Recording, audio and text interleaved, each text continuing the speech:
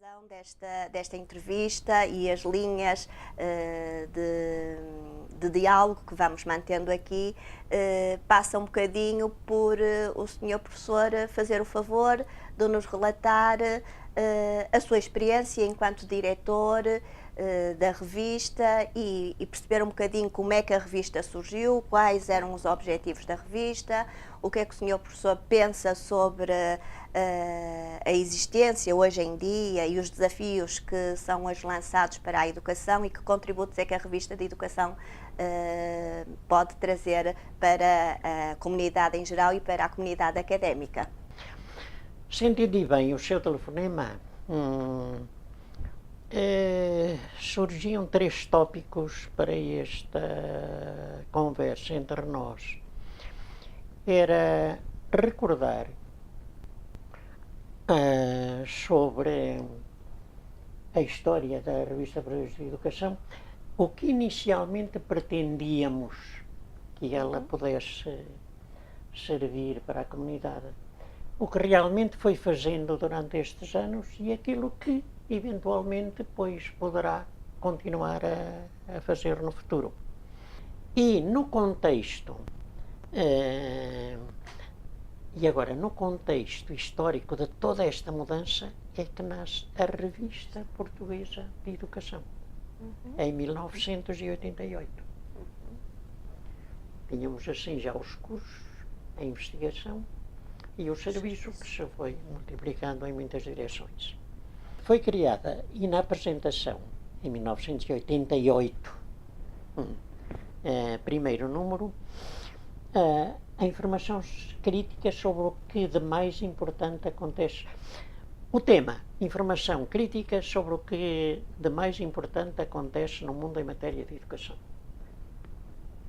Destinatários, todos, e vais falando de crianças, jovens, adultos, colaboradores, investigadores e até equipas interdisciplinares que poderão exprimir-se para além da língua pátria nas principais línguas da comunidade europeia, etc, etc, etc. Também no princípio aparece, por exemplo, o número temático, 1988, no terceiro número, sobre a reforma do sistema educativo, em que pedimos e conseguimos a participação de autores da UEM, de outras universidades portuguesas e também estrangeiras. Entretanto, noutros números, dá-se conta já da Sociedade Portuguesa de Ciências da Educação, que nasce em 1989, e no número 2, melhor, trata-se disso em 1989, número 2 deste ano, sobre a Convenção sobre os Direitos da Criança, 1989, veremos a importância que tem este documento, sobre a Declaração Universal, a Declaração Mundial sobre a Educação para Todos, 1990, era o terceiro número, sobre o centenário da Unesco sobretudo o documento de Jacques Delors, o Tesouro Escondido da Educação, etc. E, nesta altura, na perspectiva da minha jubilação 2000, deixei a direção da revista. Portanto, deixei em 98, jubilei-me em 2000 e saí antes para tudo ir depois normal. E neste período tudo se tornou difícil. Eu compreendo e admiro até a capacidade dos diretores seguintes porque a evolução que antes parecia bastante normal era passar do ensino para a educação. Vamos ver a importância que isto tem. Pronto, tudo bastante normal, mas depois tornou-se tudo muito difícil. E avalia-se por isto. Tradicionalmente, historicamente, não era a educação que se considerava por parte dos grandes especialistas, era o ensino. Por exemplo, em 1912 ainda aparece esta definição de educação. Toda a educação consiste em impor à criança maneiras de ver, de pensar e de agir, às quais ela nunca teria acesso por si própria, mas que lhe são exigidas pela comunidade, pela sociedade no seu todo e pela classe social a que é particularmente destinada. Em 1946 saiu a Declaração Universal dos Direitos do Homem. Ora bem, é uma maravilha, uma maravilha. Mas entre parênteses, não se sabe nada ainda ali, não se diz nada dos direitos das crianças, só de adultos. E depois, a declaração, na introdução geral, acaba com esta afirmação. Bom, a declaração espera, portanto, agora, de todos os órgãos da sociedade, de tudo, que se promova o respeito pelos valores do ser humano através do ensino e da educação. Do ensino já é uma evolução, do ensino e da educação. Ora bem, a propósito disso, eu recordo que em 1940, eu fiz o meu exame de quarta classe. Eu e a minha esposa até. Fizemos o exame de quarta classe. E recordo muito bem que nesse ano foi mudado o nome do Ministério da Educação em Portugal de Ministério da Instrução Pública para Ministério da Educação. Eu já agora pergunto, o nome mudou. Em que é que mudou o Ministério? Porque continuamos a falar de ensino. Quer dizer, ensino básico, ensino secundário, ensino tal, ensino universitário, que é a educação de adultos, etc, etc. Porque realmente a sociedade não tem seguido, por mais que a gente tenha feito nas universidades, na nossa universidade e nas outras, etc., por levar ao aprofundamento do conceito de educação, mas continua a educação, ensino, educação, etc. Tenho a impressão que a revista tem que estar atenta a esta evolução fundamental da Convenção dos Direitos da Criança, que foi discutida, de que não se fala. Isto leva-nos então a podermos aprofundar o conceito de educação. Eu tenho desenvolvido estes três conceitos: educação ao longo da vida.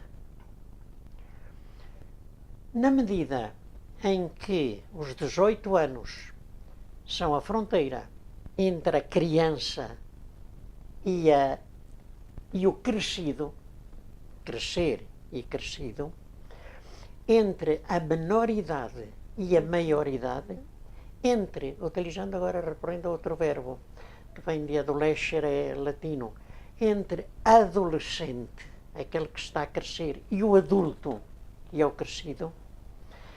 Ora, quero dizer então que a educação do ser humano tem duas fases.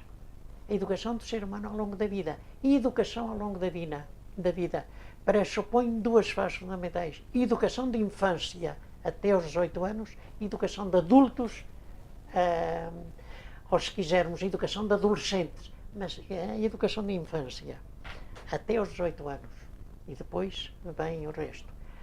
Quer dizer então que se a educação de infância até aos 18 anos, criança é todo ser humano até aos 18 anos, a educação de infância até aos 18, até aos 4 ou 5. É preciso mudar isto. A revista tinha que bater. Portanto, se é criança, a educação das crianças, a educação de infância.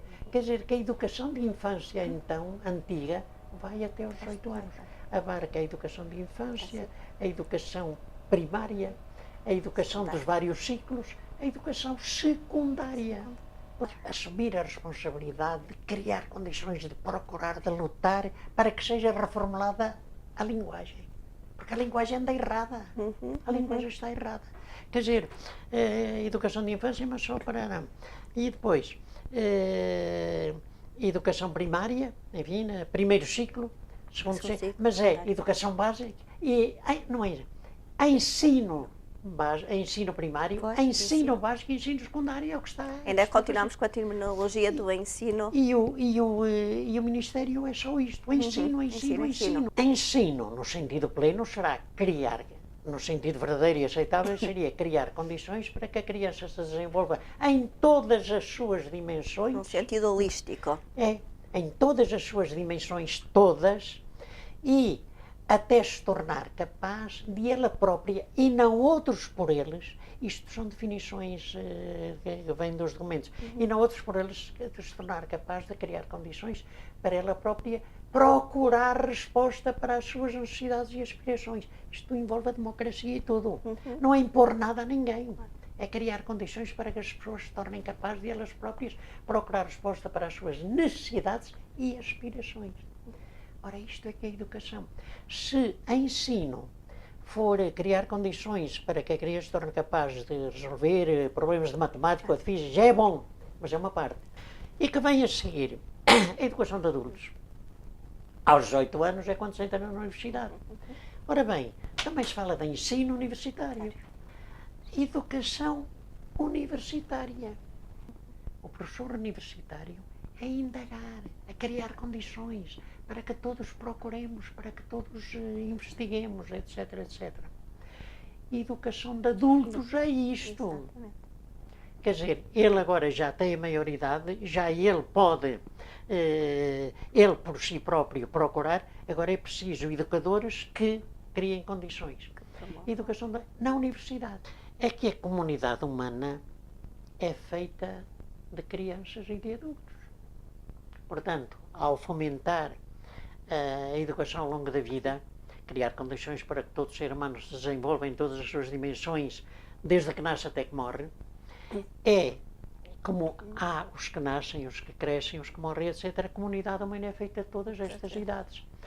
A educação comunitária é, portanto, esta educação, que estava a ser dividida em duas partes, a educação da comunidade inteira. Educação ao longo da vida de cada um de nós, a educação comunitária de nós todos. A educação ecossistémica, ecologia, vem de oikos, casa, como sabe, e logos, enfim, qual é o nosso oikos, a nossa casa? Não é apenas o planeta Terra. Eu olho constantemente para isto. Isto para mim é um mistério. Tudo isto. E depois encontrei. E, portanto, é preciso atender àquelas disciplinas que atendem a tudo isto. E especialista, muito bem. Mas sem perder de vista a generalidade. E é isso que o educador deve ser. Tem que ser. Não cair no erro de se tornar especialista e esquece especialista em todo o tecnologia contexto, educativa, toda mas a tendo em realidade. conta o que dissemos até agora. Claro. Dissemos até agora. Claro. Portanto, aponta-se para uma educação humanista, não é? Na verdade. Não se pode esquecer essa... Humanista é a palavra tradicional, mas também está fora de moda. Tem que ser mesmo a buscar palavras que digam mesmo... Generalista é uma, não se usa muito, mas globalidade, e está bem, quer dizer, porque agora é cuidado também, quer dizer, devemos procurar ser especialistas ao máximo do bocadinho que nos interessa, porque ali é uma colaboração entre todos, claro. Não podemos todos estar a dar tudo, física, química, etc. Claro. Mas cada um dar aquilo em que se formou, não. Sim, senhor, especialidade ao máximo, mas cuidado, do conhecimento. A pessoa deve procurar, sim, ver tudo em conjunto e depois escolher e ser um bom especialista. Ver a floresta, mas não é? sem perder. Que a árvore claro. Deixa de ver a floresta. Exatamente.